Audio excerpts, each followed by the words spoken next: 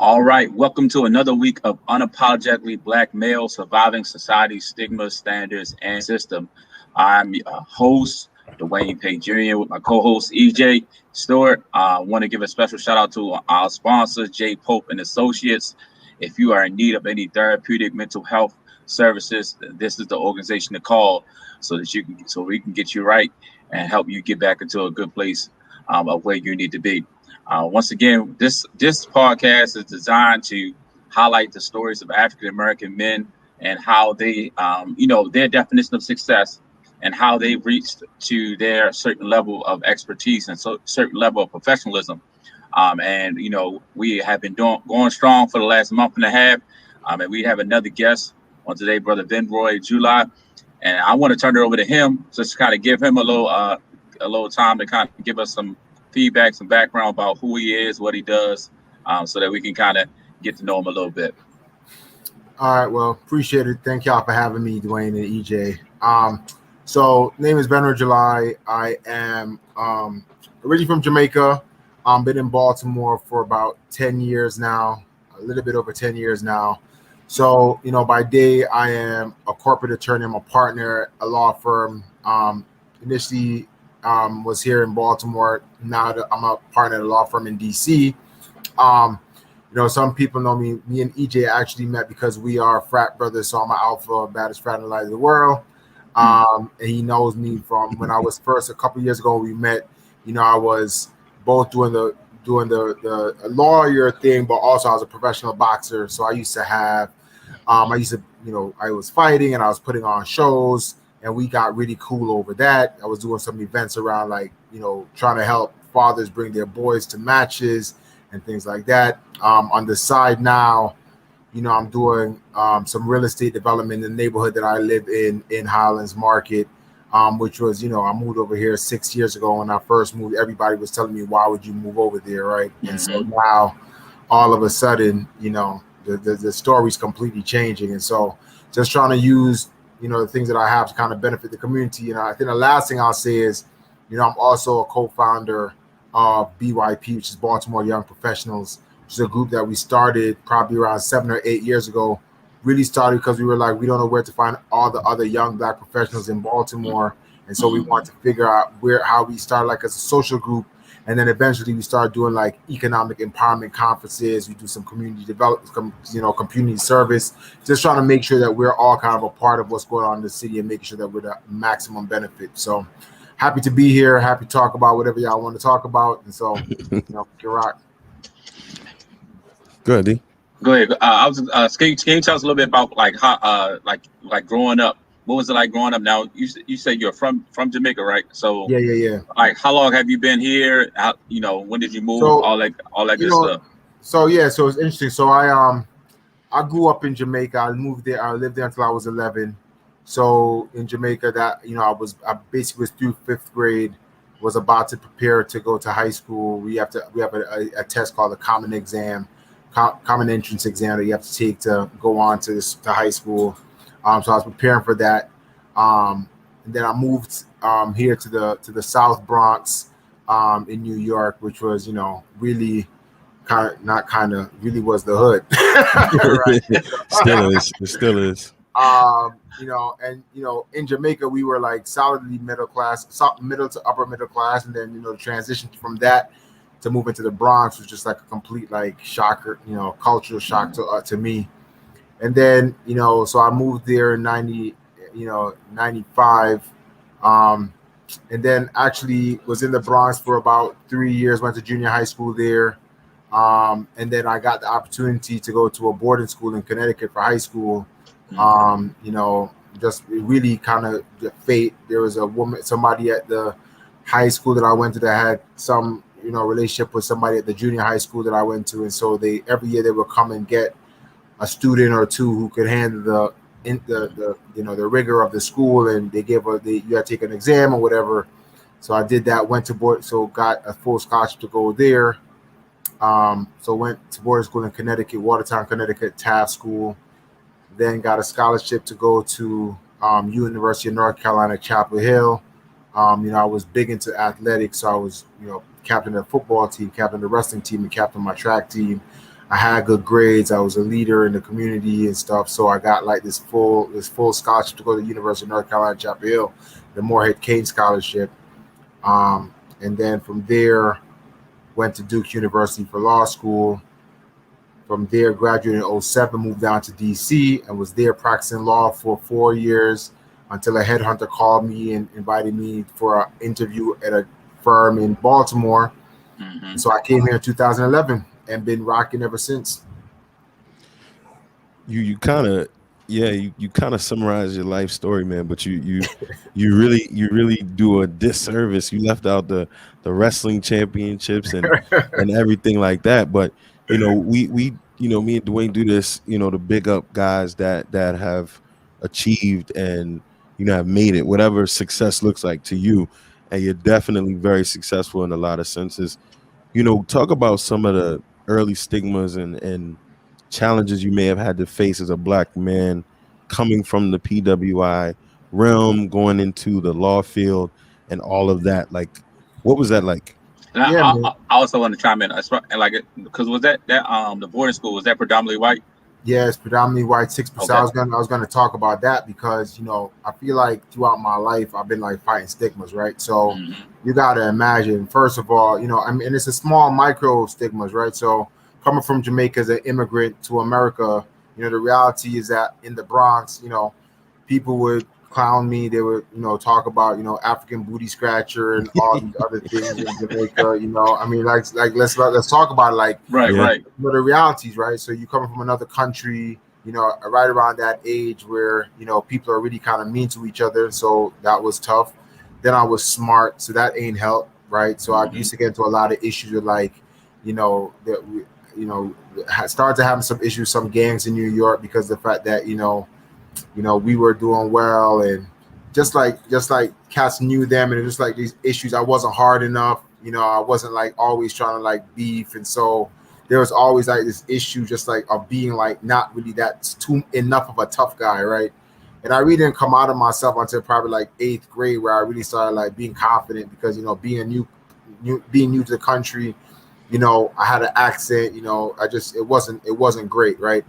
And then so you leave that, and right around 8th grade when I started getting cool and kind of figuring out how to kind of handle myself in the Bronx, I go off to boarding school, right? So I go to Connecticut, and it's 6% Black. 6% minority. So Black, Asian, Hispanic, 6%, 94%. Because put it this way, man, the boarding school I went to, it's like some elite. It's really some elite, rich white folk like school, right? Like I think I was looking at it now. The tuition to go to the school now was like $54,000 a year, right, for high school, right? When I was there, it was $22,000 a year, and it increased every year by G every year. So it was 22, 23, 24, $25,000. It looks like a college campus, right? Better than most, right?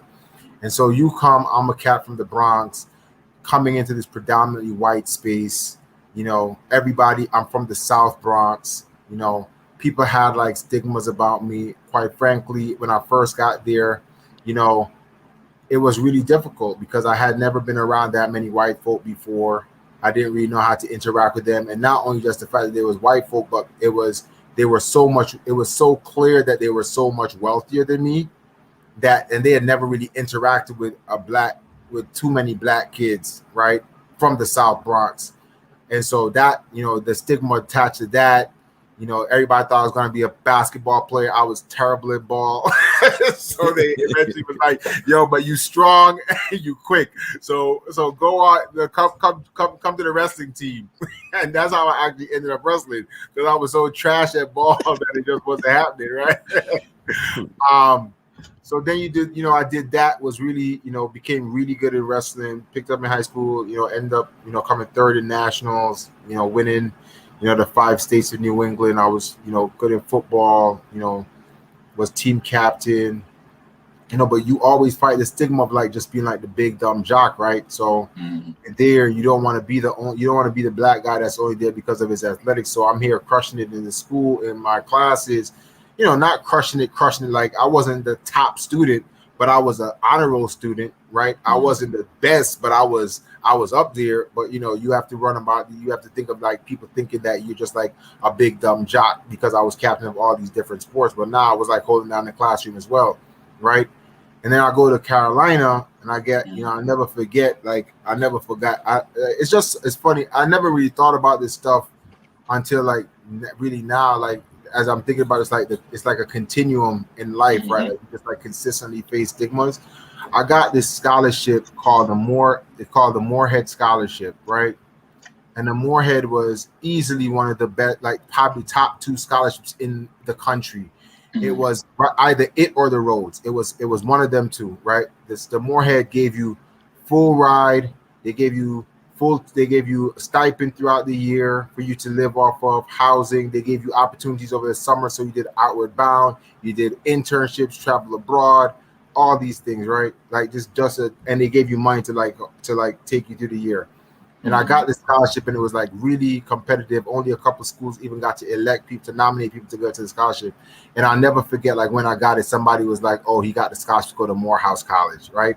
Not that anything is wrong with Morehouse, but it was just like this idea that it was like, "Oh, he must be going to a black institution," which again, nothing wrong with it, but like, okay, like this is just like super prestigious scholarship that the school selected me because of what I was doing athletically and academically and as a leader.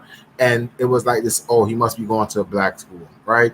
So that was just, you know, like, and I never really cared because, like, quite frankly, coming from Jamaica, I didn't really know that much about HBCUs, honestly, right? Like, I had always kind of just said, my thought, honestly, even going to Chapel Hill, I thought was like something I hadn't even really thought about before. I thought I was going to go to, like, I always hear about the Harvard, Princeton, Yale. That's all you really heard about in Jamaica, right? That's what I thought I was going to do, and I was a good student, so I just naturally, that's where I thought I was going to head. So then you go there. Then I go to Carolina, and I never forget, like, and this is actually messed up. Like, I remember when I got into, you know, again, I was a college athlete, so I won ACCs, but I was also a very good student, right? I was a Moorhead scholar because my Moorhead was what was paying for everything, so I wasn't gonna slack off on my academics. Right. But I remember I got into Duke for law school, and I got like a partial scholarship. And I never forget, you know, all the black people would, you know, we had like a area at Carolina where all of us used to hang out right in front of the cafeteria. And I remember I brought my when I you know, I was frat at that point. And I remember coming out on the yard and bringing my letter to show that I had gotten into Duke. And I remember another sister was like, he only got it because he was a black man. And I was like, hold up. Wow. Like what? Like, wow. Like, you think Duke is out here giving black men like scholarships to go to Duke just because, right? And so you deal with that. So you go to Duke, and you know, same kind of stuff. But then now in the professional world, you know, now is where it's even harder. Like this is the stuff that's actually like this is the part that's even more difficult, right? You see me with my beard. Like this is only something that I've been doing growing my beard for like 5 years, 4 or 5 years now. But there was a lot of people are like, yo, what are you doing? You need to shave your beard. Like, and I realized when I was in like these law firm settings, and especially early in my career, you know, I would, you know, there are certain things that black men know to do that you don't even think about, but you do to make yourself seem less threatening, right? Talk about it. I would like smile a lot, right? I'm always cheesing when I'm talking to people. I'm always like laughing and trying to chuckle. Like you like diminish yourself because you don't want to. You're this big black man. I'm boxing professionally, right? So that's more aggressive, right? Right? Like people know that I fight, right? So now you're trying to make yourself seem as less threatening as possible, because the reality is that in a space like a law firm, you're so dependent upon other people trusting you and taking you in to give you work, to give you mentorship, to take you under their wing for you to learn how to be a good lawyer, that if you don't do those things, you're just going to be left out there. In 3 years, they're going to let you and be like, oh, he was a nice guy, but you're just going to cut it, right? And throughout all my years, all my life, I've been excelling. I'm not going to wash out at a law firm now because of the fact that, like, I'm not getting opportunities. So you try to be extra soft spoken, right? Everybody knows me. I'm an extrovert. You know, I'm pretty boisterous, but you know, in setting, you gotta cower. You gotta lower that. You gotta smile a lot. You gotta just like these little things that you do to make sure that everybody knows I'm not threatening, I'm not a scary black man, you know, just, you know, be, you should feel comfortable with me. And people don't ever want to talk about that, you know. And the reality is that if you're, a lot of times when you're in these spaces, particularly as the only black man, right, like, you don't have very many allies, right? Because, you know, there might be some black women there, and they will hold you down. I mean, my experiences have been the black women have 100% held me down at the law firms that I've been at, right? But the reality is that they also rock with us, but then a lot of like the white women will also like try to bring them in on their team, right? And so it's like this split of like, not like alliances, but like you feel very often that like you're just out there by yourself, right? Unless it's, she's not there with you, you're just out here by yourself, because everybody else still rock with you to a limit. But you ain't getting invited over. You ain't getting not invited over to brunch. You're not. No after work happy hours for you. You're not going. Wow. It's just not the same. And so, I feel like we fight stigmas all the time. Nobody ever wants to talk about, like what it's like, to be a black male. It's like, it's almost like you hear this narrative, like it's like all honky dory, and we just like, right, like, we accept it and it's all great. But anybody who's like in these spaces knows that ain't real. Especially, if you like outwardly present the way that I present, I'm 6'1", 6'2", 220 pounds, was wrestling, boxer, beard, like, right. Can't see around. You just threatened it. So gotcha. So I mean, now when you come across other brothers in like the law arena, like do you find it that they are like almost on that same, like, man, you just gotta get in where you fit in, or like, all right, come on, let me tell you a few things, like this how I go, like how, like, man, what's the feel? You gotta look out. Like, it ain't even a question. And honestly, it's great because like cats don't, so I'm a part of a couple groups right now, because the reality is that as black men, it's so isolating in those legal fields, right, at these different firms, that because of that, we actually started like a group of, I'm a part of two separate groups of like black male attorneys who we just came together on some different firms, just on some, we got to support each other because it's just so difficult.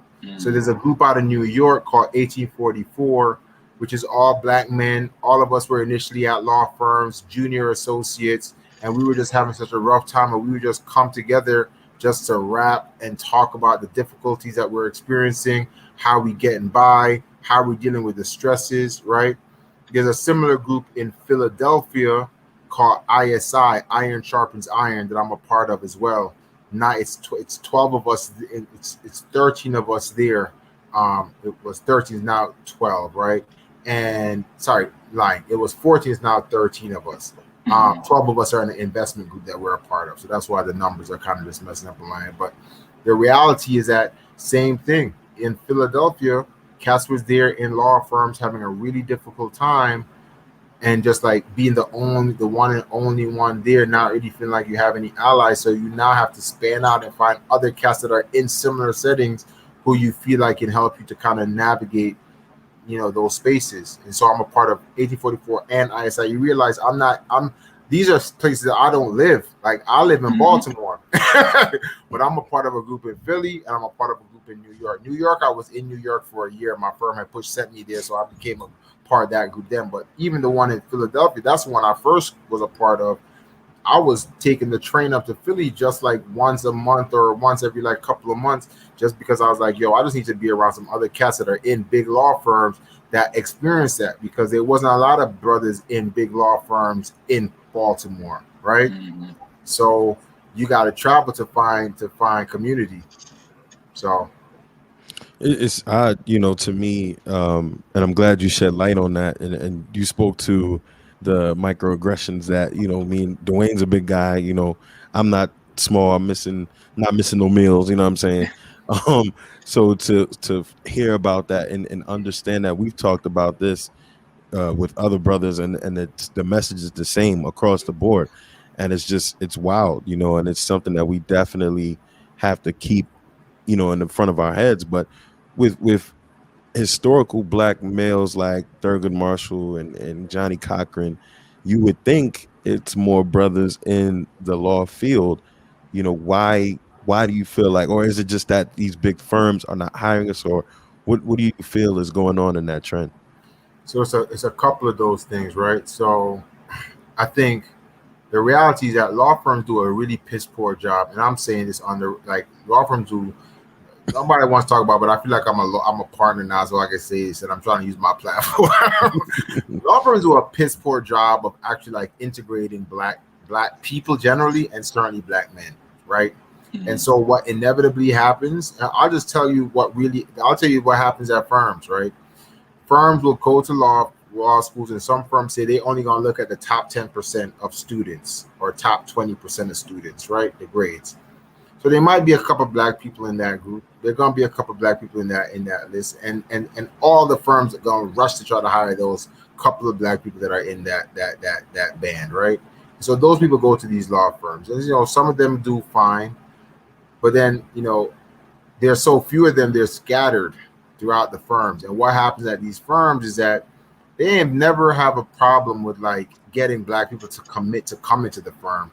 The question really is what happens, how do you integrate them into the practice to allow them to be a part of the firm, right? And so what happens is that after 3 or 4 years, they all out the practice because it's so hard. You by yourself, you're isolated. But here's a bigger trick. What happens, right, is that like they don't invest in you. They don't give you the kinds of work that's gonna stretch your legs and make you become a better lawyer. And so what happens is that in 3 or 4 years, you struggling trying to figure this out by yourself. You don't have a mom or father that you can call to try to help you figure stuff out because you don't have many lawyers in your practice. Certainly not a corporate lawyer, right? You don't have many people who are like who have done this, who have been in this space. So you don't have anybody you can talk to and consult with, right? And so in 3 or 4 years, you struggling trying to catch up, and you can't catch up because every year the gap just widening. And then in 4 years, they're like, man, it doesn't make economic sense because he can't do the stuff that Jimmy doing, right? And so they get you out of there. But so I've seen this happen in a number of my firms, right? In fact, the first firm I went at, what they did was when the recession hit, and I talk about this all the time, right? When the recession hit, what they said was, hey, you got to go and find each group. They went to the corporate group. They said, hey, you got to fire 1 or 2 people. We need to cut numbers across the board. You need to fire 1 or 2 people. They go to the employment group and say, hey, you need to fire 1 or 2 people. They go to the labor and employment group or the IP group and say, you need to cut 1 or 2 people. They go to the product group and say, you need to cut 1 or 2 people, right? And when you pull it all together, what happens? They eliminate like 100% of the Hispanic attorneys, like 50% of the black male attorneys, 50% of the black women attorneys, right? And what do you think that is because in each of those individual groups, the black attorney was like not in a part of the wasn't like integrated into the practice. They weren't like brought in and nurtured. And so when they're like, oh, who are we cutting that we're not really cool with? They're not really rocking with us. Like, he's not my friend. He can do the work maybe, but he's not really the one, the all-star. They cut the 1 or 2, and then you pull it all together, and that's happening across the firm, right? And so it's just a number of things that ultimately ends up being, and I think again, it's some of the same things I talked about earlier. Like for black men in particular, I think it's particularly hard, right? We're not seeing the numbers of black men matriculate even to college, much less to law school. Right, I know at UNC they actually had brothers come back to Carolina because it's actually like an issue. Like we don't have enough black brothers in college, right? And so they want to have us come back and try to be mentors to these cats. And then certainly in law school that number gets even smaller, right? And then when the ones that get to go to law firms, that's even more. That's an even smaller number. And then we start talking about like, okay, what are the practice areas So even the black lawyers, you look at Baltimore, there are a bunch of black lawyers, but there are a bunch of black lawyers that are solo practitioners that are doing it by themselves because, for whatever reason, whether they don't want to be at a law firm or they think that they have more access to, the people who are going to be able to pay them, they're not doing the same. They're not going to be in it. It's a difference, right? It's a different arena. It's a different, and so, trying to do it by yourself, it's admirable, but it's a difficult road, man. It's a difficult road. So, And do you feel a lot of us black folk that are not myself being an attorney saying us, but a lot of black folks are falling more so into that criminal defense wheelhouse versus the corporate world? yeah, and I mean, look, it makes a lot of sense, right? If I'm a lawyer, if I'm coming up, I'm like, and I'm trying to be a lawyer, who have I been having experiences with, right? I mean, and you even see it in you see it in the law firm arena as well, right? The reality is that people end up wanting to be lawyers because they're trying to help people that that they have access to, that they have known, that they've seen growing up all their life, right?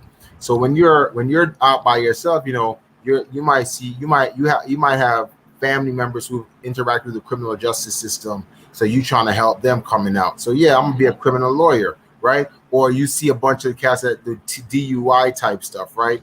So they do that kind of work. But then even in a law firm context, this is the trick, right? And I always talk about this with cats, like where do you see a predominance of like black attorneys doing like employment work or like products liability work, right? And this is my own theory as to why that is, right? My theory is that for products liability, right, that's where like corporations are doing bad things in communities, right? And they are polluting or doing whatever terrible things that they're doing in communities. Those are going to happen mostly in black and brown communities, right? We've seen that historically. And so these law firms, they want to have a black or brown person that they can put up in front of a jury and say, hey, look, we're not bad people. We got black people representing, and they can relate to the people who are the victims of these things. Like they can talk to them, right? So you have that. Similarly for the employment work, right? Who is being discriminated in the workplace? It's black and brown people, right? And so now law firms have a vested interest in getting black and brown people who are going to be able to, like, who they can say, hey, put them in front of a jury. Hey, look, this, don't look at us as racist. Like we got a black person that can relate and talk to these people as well. So I think that you end up seeing people in spaces where they have had interactions, whether it's because the law firms, that's the path that they see as being potential for success, or because that's what they've always seen and they know they want to be helpful. And so you end up in like niche practices, and you don't really get them in like the corporate spaces and some of the other practice groups like the ones that I'm in. That's dope, man. What kind of led you to the corporate I guess sector? So honestly, man, I honestly had no intention of being in a law firm this long. I thought I was going to be I thought I was going to be in a law firm for 3 years, and I was going to get out and do something on the business side. All right. And then I was in the space, and I was like, honestly, this goes back to what I initially said. Like when I was, people don't want to talk about like their like their hardships. Like when I was, in law school, like corporate law was not like my best subject. Like, right, the subject that I did the best in was family law. Right. I got like a 4.3 out of a 4.0 scale in that class, in large part because like all the stuff that we were learning in that class, I knew. Right, I had been interacting with that stuff my entire life, like seeing people, like broken families and like child care and custody and all of these things. I just knew that stuff. So by the time I was in class, like that shit sorry for cursing. It made sense to me, right? It just came natural. Yeah, it just came naturally to me. I just knew what it was. And so I was an average corporate law student. But I started realizing really quickly, I was like, man, like there are all these like structures and the way they put these deals together that like I would have never learned otherwise. And I never grew up learning this stuff. And like, if I'm really trying to like, do something different, like this could be it, because now I can take this stuff and learn this stuff. And again, I was planning on going into business myself. I was like, I can learn this stuff and apply it to what I'm going to do and try to make some money on my own. So that's honestly how I became a corporate lawyer. Like, I was learning about mergers and acquisitions, how you form funds, all of this stuff. Like, I had never grown up talking about that stuff, but now, and even I have my uncle and my aunt in Jamaica are lawyers, but they're doing, like, again, agricultural law, like, we buying heads of cattle, right? Like, stuff, I don't mean that in a derogatory way at all. Like, I'm 100% being serious. Like, that's the kind of stuff that they were doing, like buying houses and stuff like that. Like, and that's not a negative at all, but it's just not what I grew up learning, right? I wasn't growing up talking about that stuff. And so now I'm learning how to I'm learning how to how these companies are structuring deals and why they're doing it this way and the tax benefits of doing it that way and how you're structuring it. And so I was trying to learn that stuff so I could go and benefit myself. But eventually, as I would say over the last, I've always been like, and EJ knows this, I've always been like very kind of focused on like, how do you kind of help your Black community, right? And very early in my career, like, even though I really hated practicing law the first 5-6 years of my career. Like, I hated it. Like, I remember like getting out of my office and just like yelling, because I used to be in the office all the time. It was hard. I didn't understand it. But like, I was really like, man, this, like, if I learn this stuff, like, I can really like do some real work. And it's only over the past like 5 years or so that I've really started like seeing the fruits of my labor, like really being like, oh, like, this is how I can use this stuff and teach, and how I can like help to structure stuff, and we can be investing and all of that stuff. So that's honestly the path that got me into the corporate law. So it really was kind of luck and me not really wanting to, be in the law firm for too long. I would ask this unapologetically, reflecting on how you overcame all of those stigmas and going forth, what would you say you did, and what advice would you give to the next Venroy? Well, first of all, my first step is like, don't try to be the next Venroy. I really want you to have much higher goals. that can't be the goal. But like, I mean, honestly, man, the thing that is tricky about law firms and tricky and you don't know this until you go through the path. The first 6 years of your career are really awful. Like, I can't put it any other way. Like, it was terrible. I was working all this. I remember I was working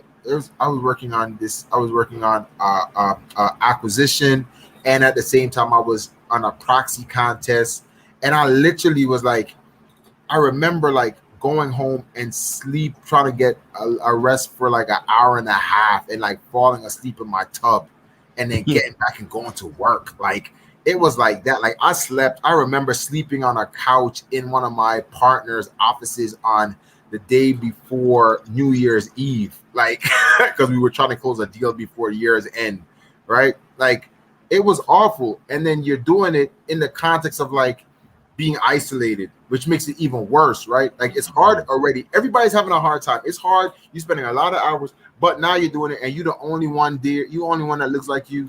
You're looking around. Nobody else looks like you. You're not hanging out with them on the weekends. They're not inviting you over to hang out on the weekends, right? So it makes it even more hard or harder, right? But the thing that I will say is that you got to get through those first 6-7 years, right? Because that's what happens. We wash out after year 3 and 4. We're like, man, this sucks. Like, this is trash. I'm not doing this. But it's not until you get over the hump that you actually start having like some more control over your career. When you start having control over your career, when you've learned, like, because those law firms are a great place to like learn. I'm still learning stuff now. Like, that's a great thing about practice. Like, after you've got like a steady stronghold on your practice, now you can start branching out and learning other stuff. And you learn it faster than you did when you were a second and third year attorney, because now you have like a foundation that you can base it off of, right? So my advice would be like, first of all, understand that the first like 6-7 years are honestly like your foundation. You're talking about a long career. Like you got to go through some sucky times. You got to suck it up, like right, and you got to just deal with it. It's hard. Ain't nobody telling you it's easy. Like I had many a time that I was gonna quit, many a time that I was looking at in-house counsel jobs, right? But I realize now, being on the other side of it, that like I have really, I have a lot of control over my career.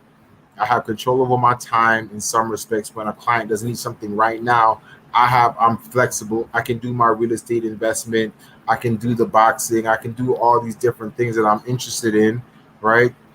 But it takes some time to get through it, and you just got to be able to like deal with this stuff until you get to the other side of it. It's dope. That's dope, man. Yeah, that's awesome. And I know you said you got some community things that you said you're a nonprofit, if I'm not mistaken. Can you tell us So a we little don't bit have about? a nonprofit, but we have a group called BYP, and Okay. so we've got, but one of the things that like this goes to like the like my ability to teach and like share information now, right? So like I've done like from BYP, it honestly was just initially a happy hour group. We were just like, yo, we want to know where the Black people are, so we're gonna have this happy hour group. We meet once a month, and it just kept growing and growing and growing, right? And then we were like, man, we had a lot of really dope people in here. But what I started realizing was that like a lot of these people were still like at this, like their conversations around economics and investments were still kind of like, they were still the first in their family that was making this kind of money. They had the same experience that I had, that like you didn't really have a lot of people who you can talk to about this stuff. And so we started doing like these things called, brunch and learns, where we were sharing information about like economics, right?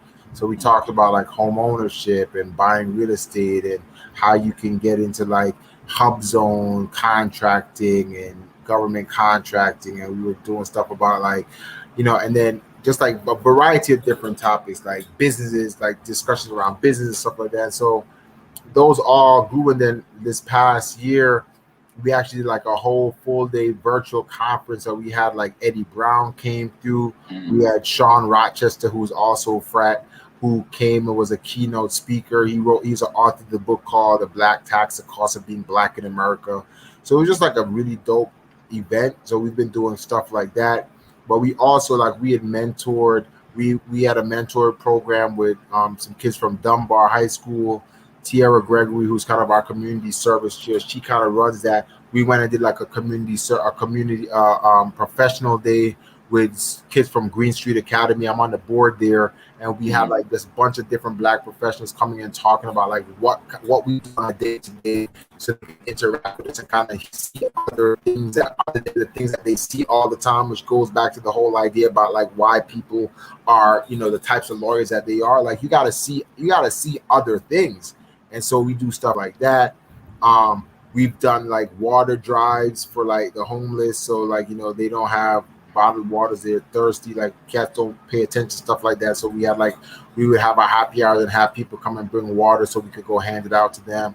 We've done like turkey giveaways. Like we try to like make sure that our community is giving back to our community, because it ain't cool for us to just be like, oh, we made it.